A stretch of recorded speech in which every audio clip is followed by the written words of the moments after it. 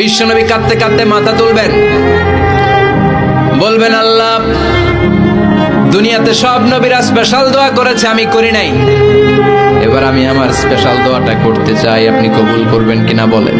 আল্লাহ বলবেন নবী কি আপনার দোয়া বলেন? বিশ্বনবী বলবেন আমার একটা উম্মত যার অন্তরের মধ্যে যাররা পরিমাণ ঈমান আছে, একবার আপনারে আল্লাহ বলে ডেকেছে, একবার আমি বিশ্বনবীর উপর দরুদ পড়েছে, একবার শাহাদাতের বাণী আমার যে গুনাহগার উম্মত দুনিয়ার বুকে থেকে ঘোষণা দিয়েছে, ওই একটা উম্মত যদি জান্নাতে ঢুকতে না পারে আপনি আমারে জান্নাতে ঢুকাতে পারবেন না।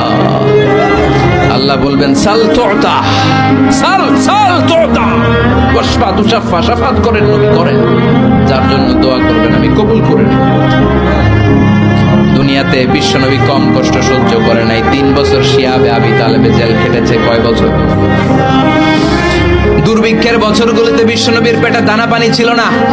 কলিজার টুকরা হাসান হুসাইন কই মাছের মতো ছটফট করেছে, জামিনে ক্ষুধার জ্বালায় বেহুশ হয়েছিল। বিশ্বনবী যদি ওই স্পেশাল দোয়াটা করতেন, জান্নাত থেকে খাবারের বস্তা পাঠিয়ে দিত কে? ওই দোয়া করছিলেন? জেলখানায় আল্লাহরে বলছিলেন আল্লাহ স্পেশাল দোয়া করলাম, জেল থেকে মুক্ত করে দেন, করছিলেন? যুদ্ধের ময়দানে নিজের দাঁত ভেঙেছে, উহুদের ময়দান সাক্ষী, বিশ্বনবীর মুবারক রক্তে উহুদের ময়দান রঞ্জিত হয়েছে।